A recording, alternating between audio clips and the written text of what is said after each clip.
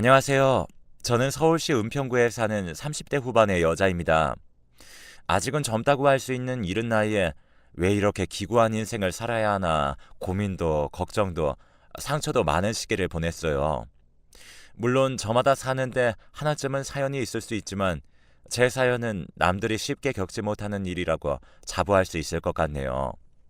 우선 저의 이야기를 시작하려면 결혼 과정부터 이야기를 해야 할 것 같아요.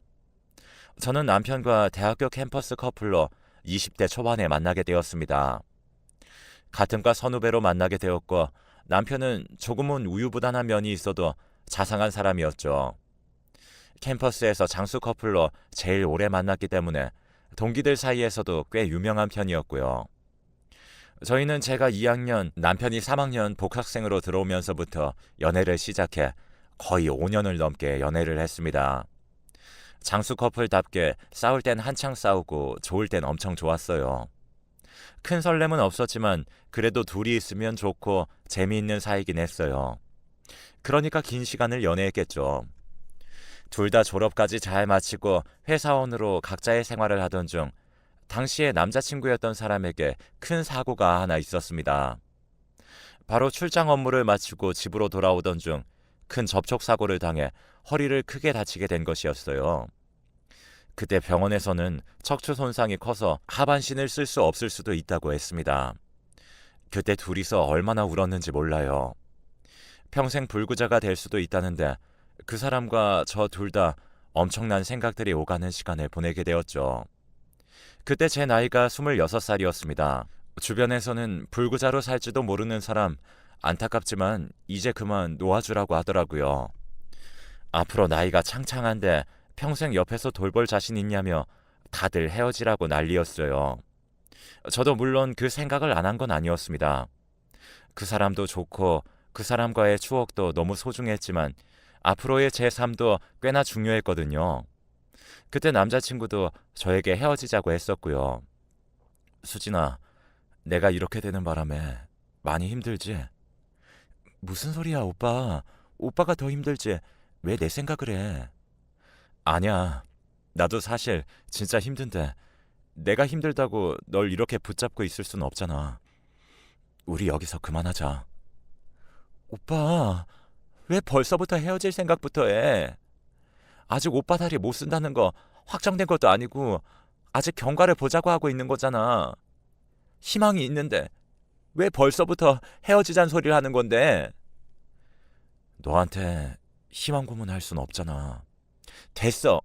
그런 말 할 거면 그만해. 나도 복잡해. 나도 많이 생각하고 있다고. 그래도 헤어지자는 생각은 아직 해본 적 없어. 그러니까 일단은 우리 오빠 치료에 집중하자. 나도 옆에서 열심히 도울게. 수진아, 정말 고마워. 내가 정말 잘할게. 나 열심히 치료받아서 꼭 나을게. 당연하지. 우리 힘내자, 오빠. 저의 내면에서는 계속해서 깊은 고민들이 있었지만 그래도 아픈 사람을 내치는 건 도저히 할 수가 없었어요. 결국 오빠의 헤어지자는 소리에 저는 다시 한번 마음을 다잡게 되었고 꼭 나을 거라는 희망을 가진 채로 옆에서 최선을 다해 간호를 했습니다. 그때는 오빠의 부모님도 저에게 정말 잘해주셨어요. 아무렴 자기 자식이 불구자로 살 수도 있는 상황인데 젊은 여자가 포기하지 않고 옆에서 떡하니 버텨주고 있으니 얼마나 고마우셨겠어요. 우리 수진이 정말 고맙다. 정말 고마워. 네 덕에 우리 명호가 맘 잡고 치료받을 수 있었어. 너는 모르겠지만 너 없을 때 우리 앞에서 죽어버리겠다고 얼마나 난리를 피워댔는지 몰라. 네 앞에서는 차마 못했겠지만 왜 아니겠어요. 그 심정 충분히 이해해요. 어머니도 힘내세요.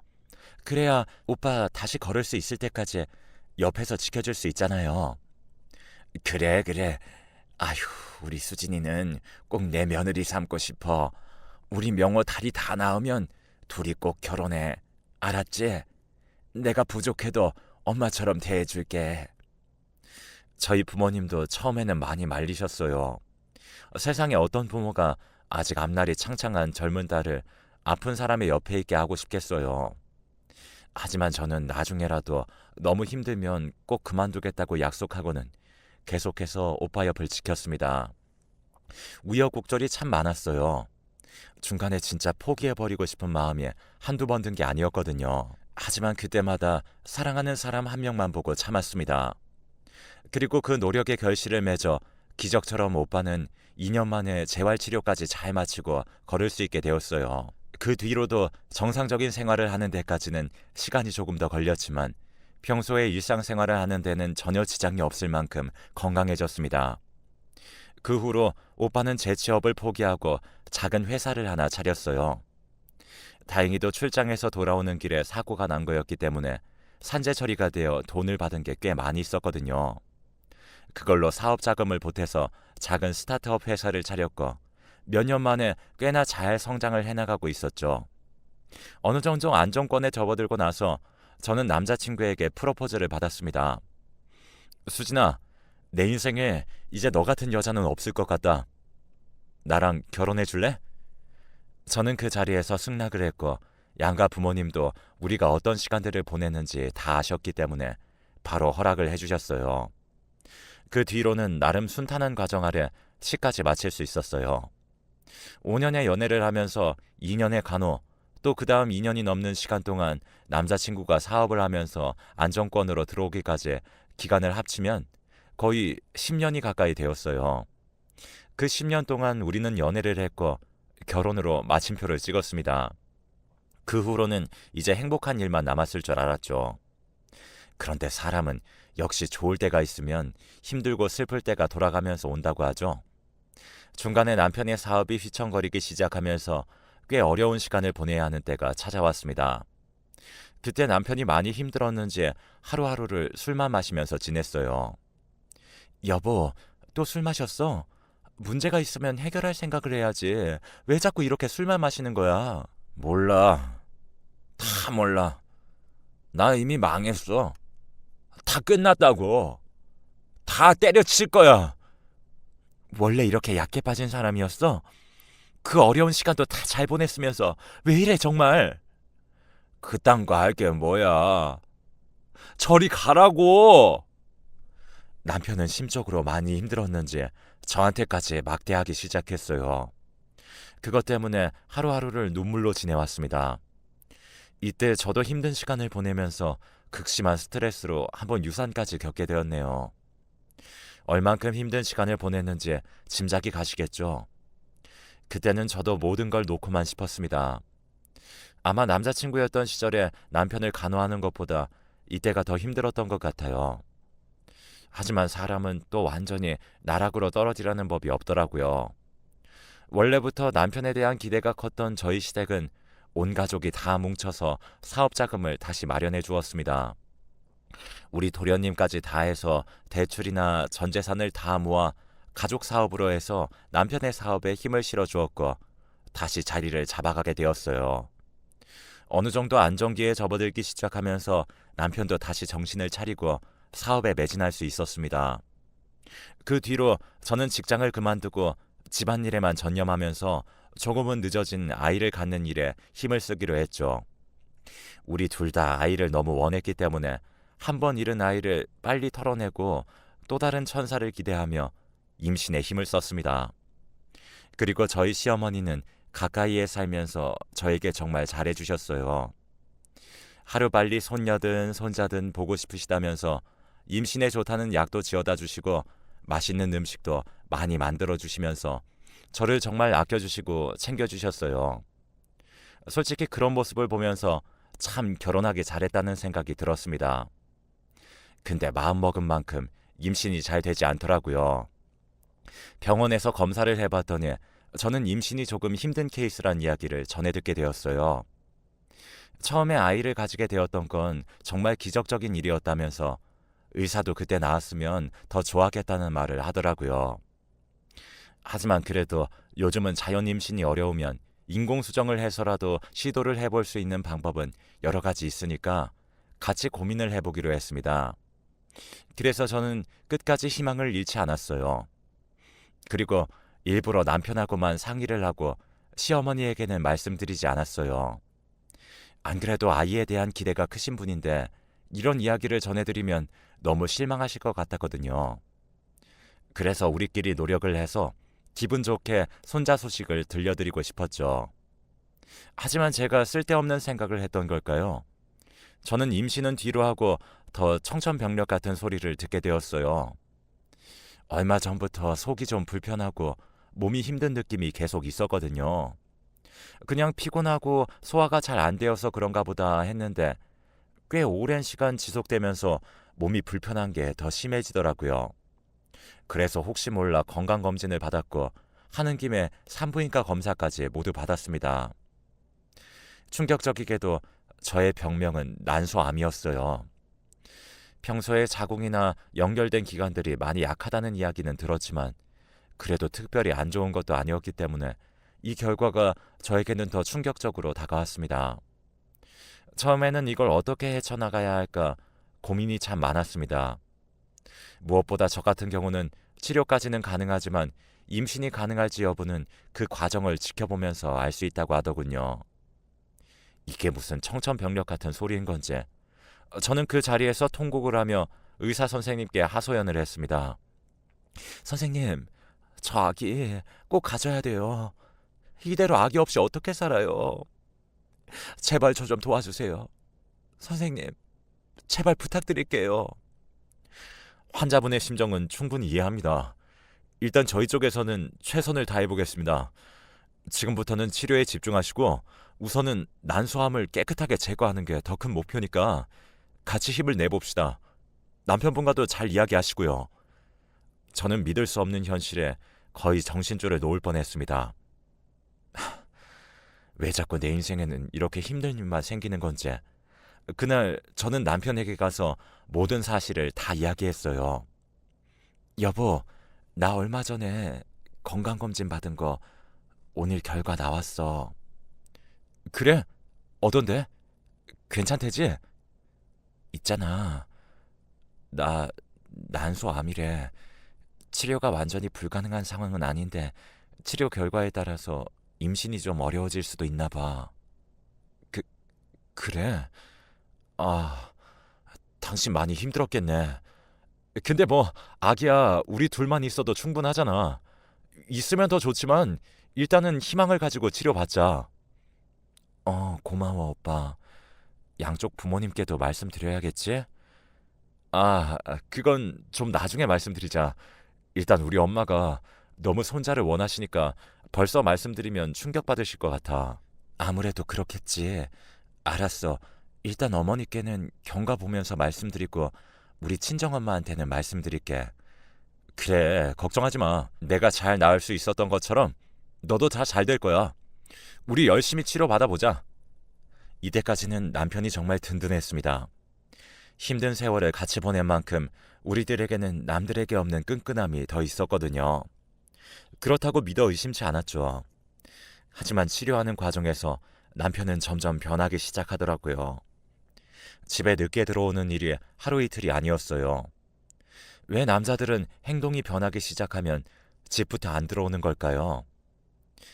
여보, 요즘에 왜 이렇게 집에 안 들어오는 날이 많은 거야? 다 사업 때문이지. 요즘 잘 되고 있잖아. 회사 밖에서 해야 할 일이 얼마나 많은 줄 알아? 그것도 이해 못하면 어떡해? 이해를 못하는 건 아닌데 너무 많이 하니까. 그 전에는 이런 적 없었잖아. 나 요즘 치료받는 것도 너무 힘든데 조금만 더 옆에 있어주면 안 돼? 왜 이래? 치료 지금 잘 받고 있잖아. 지금처럼 잘 받아봐. 나도 나가서 괜히 오래 일하겠어? 다 네 치료비 벌어오고 하느라 그러는 건데. 그래, 알았어. 남편은 조금은 차가워진 듯 했지만 그래도 저 때문에 신경도 많이 쓰고 사업도 쉽지 않아 조금 예민해졌다고만 생각을 했죠. 그리고 그 사이에 저도 계속해서 치료에 매진을 해서 잘 받고 있었고요. 하지만 역시나 두 번의 기적은 찾아오지 않는 걸까요? 저는 치료 과정 중에 임신이 어려울 거라는 판정을 받게 되었고 그날은 정말 죽고 싶을 만큼 힘이 들었습니다. 여보, 어디야? 나 지금 너무 힘들어. 나 오늘 임신 어렵다고 의사 선생님이 그랬단 말이야. 좀 같이 있어주면 안 돼? 아, 그랬어? 근데 미안해서 어쩌지? 나 오늘도 집에 못 들어가. 수진아, 애 못 갖는다고 너무 상심하지 마. 그리고 그것도 당분간은 우리 엄마한테는 말하지 말자. 오늘은 일찍 자고. 여보, 지금 할 말이 그것밖에 없어? 이런 날도 못 들어오는 거야? 나 힘들다고. 지금 우리 아이를 못 갖게 됐다는데 어머님 얘기는 왜 하는 거야? 당신은 내 걱정도 안 돼? 아, 왜 이래 정말. 지금까지 계속 걱정해 줬잖아. 애 못 갖는 거 아무것도 아니야. 없어도 된다고 내가 몇 번을 얘기했잖아. 그리고 우리 엄마 들으면 충격받아서 안 돼. 너도 알면서 그래. 어쨌든 나 오늘 못 들어가. 다른 생각하지 말고 푹 자. 또다시 매정하게 이야기를 하는 남편을 보고 저는 서러움에 더 참을 수 없는 눈물을 흘렸습니다. 정말 너무너무 힘들었어요. 아프게 된 이후 너무나 차갑게 돌변한 남편도 밉고 다 미웠습니다. 모든 게 다 서러운 상황에서 제가 할 수 있는 건 없었어요. 혼자 마음을 추스리고 몸을 추스렸습니다. 그래도 불행 중 다행일까요? 저는 몸이 잘 회복이 되어서 난소암은 모두 제거할 수 있었습니다. 몸이 어느 정도 회복이 된 후 저는 남편에게 다시 이야기를 해서 어머니에게 모든 걸 밝히기로 했어요. 여보, 이제는 진짜 어머니한테 말씀드려야 돼. 나 치료 끝났는데도 아기 문제 안 물어보시는 거 보면 어느 정도 눈치채신 거야. 나 이제 더는 못 미루겠어. 그래? 그럼 네가 알아서 말씀드려. 이번에도 또 나 혼자 알아서야? 왜 당신은 매번 같이 해줄 수 없는 건데? 나는 지금 바쁘잖아. 당신 진짜 왜 이렇게 애가 됐어? 나도 충분히 밖에서 힘들어. 힘들다고. 이제는 180도 변해버린 남편으로 인해서 저는 더 기댈 곳도 없었습니다. 그래도 시어머니만큼은 결혼 이후까지도 저를 많이 아껴주셨었기 때문에 저를 품어주실 거라 기대를 했어요. 물론 치료를 받기 시작하면서 살짝 소원해진 건 사실이었지만 그때까지만 해도 저는 제 문제에 빠져서 어머니의 상태를 생각해 볼 겨를도 없었어요. 며칠 뒤에 어머니를 찾아가 모든 사실을 다 털어놓았습니다. 그리고는 그 자리에서 저는 또 한 번 세상이 무너지는 기분을 맛보아야 했죠. 어머니, 좋은 소식 전해드리고 싶었는데 너무 죄송해요. 저게 제 임신이 어렵다고 해요. 어머니께 예쁜 손녀 손자 안겨드리고 싶었는데 그렇게 하지 못하게 되어 정말 죄송합니다. 뭐 그래, 예상은 이미 했다. 근데 죄송하지만은 않아도 된다. 안 그래도 나도 준비를 하고 있었는데 네가 먼저 이렇게 찾아와 주니 나는 고마울 뿐이야. 여기 이거 3천만 원이다.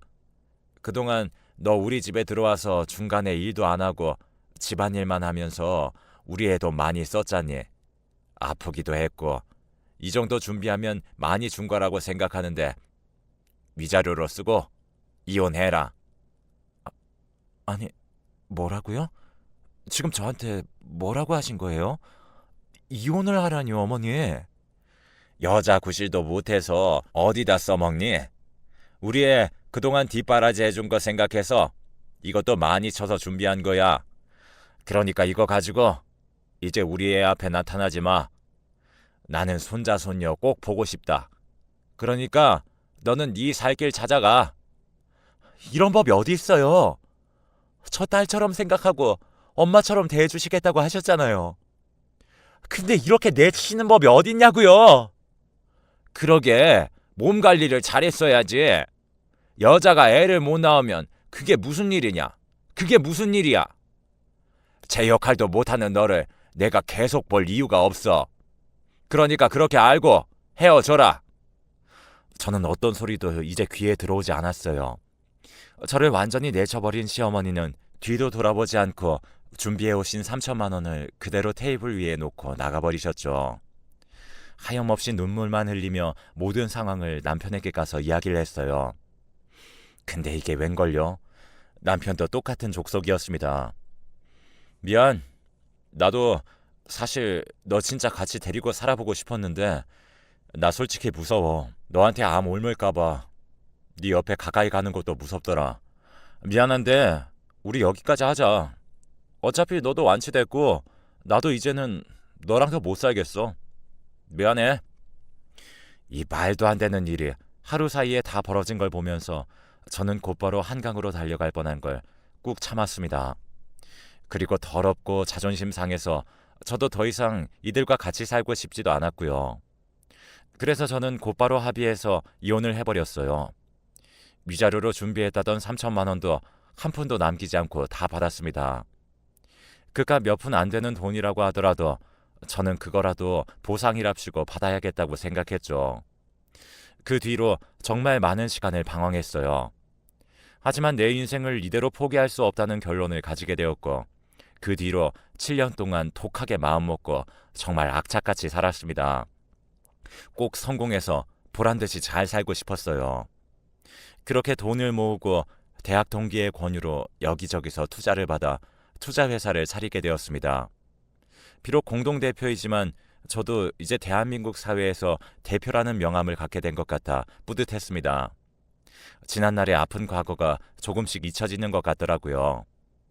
사업도 작은 투자회사로 시작해서 점점 번창하고 있었고요. 몇 년 뒤에 정말 기적처럼 저에게 제대로 복수할 수 있는 순간이 찾아왔습니다. 저와 같이 사업을 하고 있던 대학 동기가 어느 날 갑자기 주소 하나를 건네주더라고요. 이게 뭐야? 여기 한번 가봐. 재밌는 일이 있을 거야. 가서 제대로 한 방 먹여주고. 무슨 소리야? 그게 뜬금없이. 가보면 알아. 내일 오후에 약속 시간 잡아놨으니까 바로 가서 만나봐. 동기의 뜬금없는 소리에 저는 이해할 수 없었지만 평소에 실없는 소리를 하는 친구는 아니라 당일 약속 장소로 나갔습니다. 그리고 놀랍게도 거기에서 그동안 한 번도 마주치지 않았던 시댁 식구들을 보게 되었어요.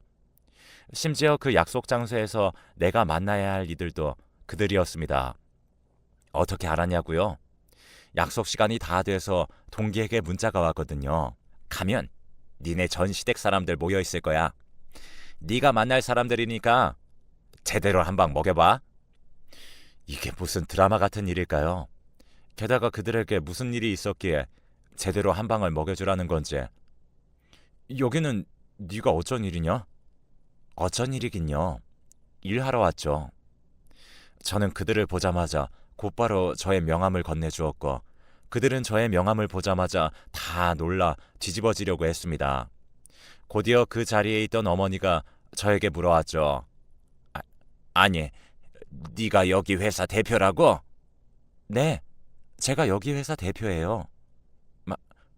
말도 안 돼. 내가 여기 대표를 직접 만난 적이 있는데. 공동대표예요. 제 사업 파트너랑 만나셨나 본데 저도 엄연히 여기 회사 대표입니다.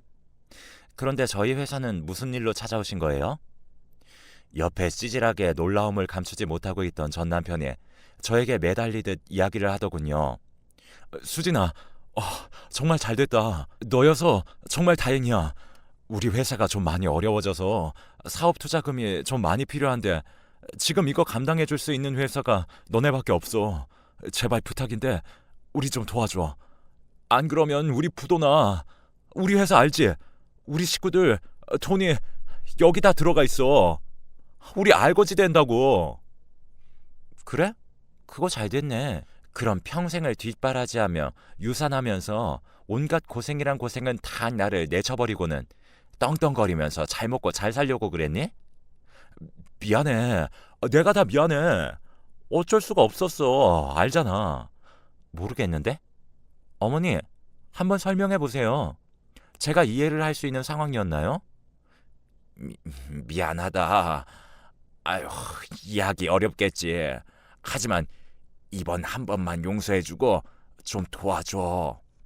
죄송한데 그렇게 못하겠어요. 그동안 받은 수모가 너무 억울해서 말이에요. 수진아, 내가 이렇게 빌게. 제발 좀 부탁할게. 이번 투자만 해주면 우리 사업 아이템 완전 성공할 수 있어. 진짜야. 그때 다 갚을게. 내가 널 어떻게 믿고? 나 이제 당신 부인 아니고 사업가야. 내가 결과가 뻔히 보이는 투자를 왜 해야 하는데? 또 잘 되고 나면 뒤에서 입 닫고 손 씻을 줄 어떻게 알아? 아니야, 안 그럴게. 절대 안 그래. 아니, 못 믿겠어. 나도 미안한데 이번 투자 못 해줄 것 같네. 어디 한번 내 인생 망쳐놓고 너도 니네 엄마도 네 가족들도 싹 다 망해봐. 저는 매몰차게 이야기를 해놓고는 그들이 저에게 그랬던 것처럼 뒤도 안 돌아보고 그 자리에서 나와버렸습니다. 전 남편과 전 시어머니는 회사에까지 찾아와서 울고 불고 무릎을 꿇고 난리도 아니었어요. 동기에게 들은 바로는 저와 이혼을 하고 나서 사업 아이템을 하나 구상을 해서 여기저기 투자금을 다 끌어모아 시도를 했지만 결국 실패를 했고, 두 번째 사업 아이템을 내놓게 되면서 제 동기를 찾아가게 된 거였더라고요. 둘 다 저와 마찬가지로 선후배로 얼굴을 아는 사이였고, 동문끼리 소식을 어떻게 들었는지 제 사업 파트너인 친구를 찾아간 거였습니다. 투자금을 부탁할 목적으로요. 하지만 저의 모든 상황을 다 들어서 알고 있었던 저의 동기는 곧바로 저에게 복수할 기회를 주었고, 저희 쪽에서 투자를 하지 않으면 그쪽은 완전히 부도에 망해버리는 상황이었기 때문에 제대로 한 방을 먹일 수가 있었던 거였죠. 모든 게 현실이라고 보기 어려울 만큼의 상황 속에서 저는 속 시원하게 그들에게 복수를 할 수 있었습니다. 결론적으로도 그들은 결국 다 망해버려서 온 가족이 다 알거지가 되어 아직도 빚도촉을 받고 있다고 들었어요. 그 이야기를 들은 뒤로 저는 행복한 삶을 살고 있습니다. 그들에게 복수를 해서 행복하냐고요? 아니요, 전혀 아닙니다. 저는 이제 그들에게는 손을 털었습니다. 완전히 말이죠. 그들이 잘 되든 못 되든 제 알바가 아니에요. 물론 속 시원한 건 있죠. 하지만 제가 행복한 다른 이유는 정말 멋있고 소중한 배우자를 만났기 때문이죠. 제가 암에 걸렸었고 아이까지 낳을 수 없다는 이야기를 다 들었음에도 불구하고 제 동기이자 사업 파트너였던 제 친구는 대학 시절에 저를 좋아했었다는 이야기를 털어놓으며 고백을 해왔습니다. 친구로서 그 친구가 얼마나 괜찮은 사람인지 알고 있었던 저는 바로 수락을 했고, 그 뒤로 결혼까지 하게 되었어요. 우리는 아이는 없지만 행복하게 잘 살고 있어요. 저를 누구보다 아껴주는 남편이 너무너무 사랑스럽고 고맙습니다. 드디어 제 인생에도 꽃이 피고 있는 것 같아요.